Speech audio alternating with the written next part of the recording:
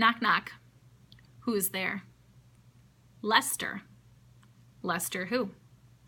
Lester over a new leaf. I got out of there as soon as I could. I went downstairs and rang Janine's bell. We live in the same apartment building and have been going to school together since first grade. I'll be ready in a minute, said Janine. I was just going over my essay for how to improve the school. Did you do it? I shook my head. I had a tough night. Grandma shampooed my hair with Nix. We let the headlights have one last dance. What do you call nervous insects? Jitterbugs? Said Janine tentatively. She smiled at me. She's always so happy when she gets a joke. You got it, I said. Janine's mom came into the living room. Hi, Bobby, she said, smiling. She's nice, but I wasn't in the mood for parents. Hi, I said. Let's go, Janine. You can look over your essay in school before class starts. Okay, Janine said. She put on her parka. The March wind was cold. How come last winter we had 1 million snow days, and this year, when I need them, we haven't had any? I asked. Why do you need one? Asked Janine. Because if we had a snow day, then my parents wouldn't be coming to school to talk about my little homework problem, I said. It's not a little homework problem, said Janine. It's a big problem. Come on, Janine, I tried to tease her. I told Willie and the other kids I was going for the world's record, remember? Bobby Garrick, do you want to get kicked out of school? Janine demanded. I thought about Dad's joke. It's a vicious circle, I said. What does that mean? Asked Janine. It's a private joke between my dad and me. Well, I won't think it's funny when you get transferred to the school for intervention. I'll miss you. Janine just said what she was feeling straight out. That's what I love about her. There's nothing fake about Janine. She may not be the funniest person, but whatever she feels, she's not afraid to say it. Besides, I probably wouldn't want a best friend who was funnier than me. When we got to school, it was still pretty early. A bunch of teachers were standing in the hall holding coffee cups. Mr. Matus was at the center of them. Miss Harris said something, and Mr. Matus laughed. Then Mr. Matus said something to her, and she cracked up. Mr. Matus was just standing there laughing, and my life was falling apart, all because of his note. Mr. Matus said something else to the teachers, and then he laughed again. I turned to Janine. Have you ever noticed that every time you see a group of teachers together without any kids, they're laughing?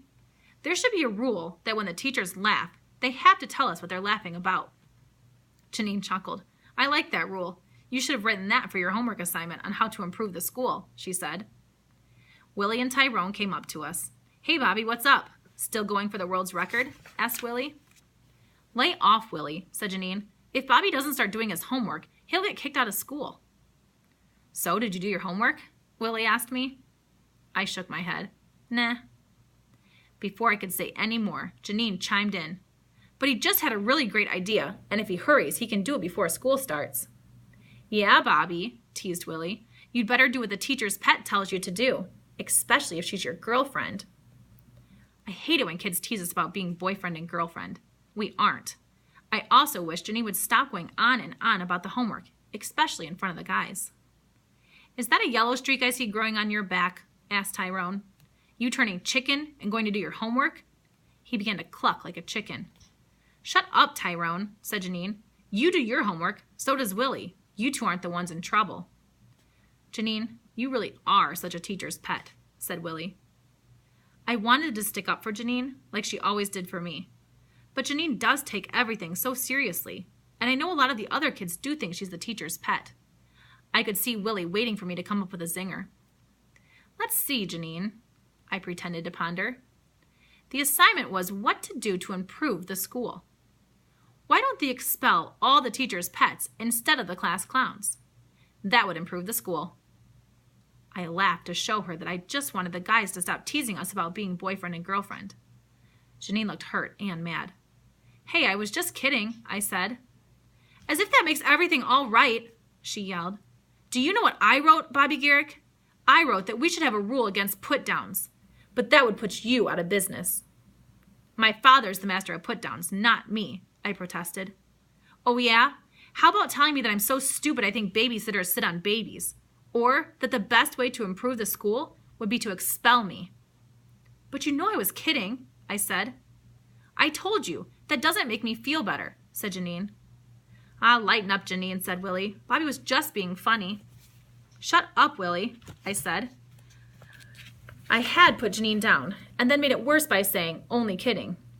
When Dad did that to me, I wanted to murder him. I was turning into some kind of Frankenstein monster, half Jimmy, half Dad. Yeek. You two are weird, said Willie. Janine glared at me. Nobody cares about your stupid brag that you weren't going to do your homework. Willie did his homework. She looked over at him. Didn't you? I wrote about improving the food in the cafeteria, said Willie. How original, Janine said. That's a put down, I pointed out. Janine made a face. So I made a little one. I'm sorry, Willie. Hey, why are you two making such a big deal out of this? Asked Willie. Bobby's put downs are hilarious. And Bobby, I think it's funny that you're not doing your homework. I mean, I wouldn't want to put any real money down on whether you make the record, but see, said Janine, that's what's so stupid about some of your bets, Bobby. You make them and nobody cares. The warning bell rang. Mr. Matus made a parting joke to Mrs. Harris and the other teachers. We had 15 minutes before school started. I'm going up early, said Janine. I followed her into the classroom. I didn't mean that joke about your being the teacher's pet, I said to her. It just slipped out. I know, she said, but that doesn't make me feel any better. I'm sorry, I said. Janine blinked. You hardly ever say you're sorry. Well, I am, I said. I couldn't tell if she believed me or not. Knock, knock, I said to her. Who's there? She asked, but as if she wasn't really interested. Lester, I said. Lester who? Lester over a new leaf? I gave her a half smile. Janine rolled her eyes, but I thought she had half forgiven me at least.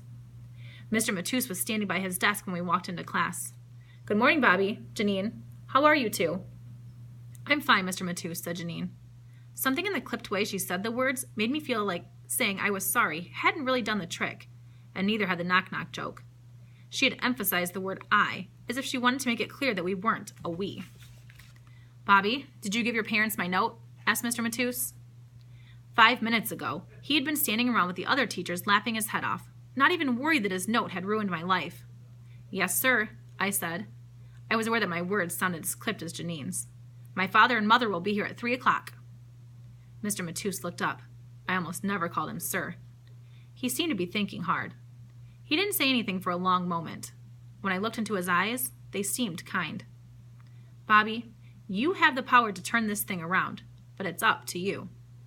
He walked away from me as the rest of the class filed in. I was pretty sure that the School for Intervention did not have teachers who liked to laugh. I took out my notebook. I still had a few minutes before class. I wrote, the one thing that would most improve school would be a laugh-off. I showed the paper to Janine. See, I did my homework. It's supposed to be a whole page, and you weren't supposed to do the assignment in the 2 seconds before school starts. That's why they call it homework. Janine, I whispered, I hope you don't take this as a put-down, but sometimes you really do sound like a miniature adult. I'm not a miniature anything, said Janine. I'm me. I smiled at her, because hearing her talk like that, I knew she had forgiven me, at least sort of. I took the paper back and got down to work.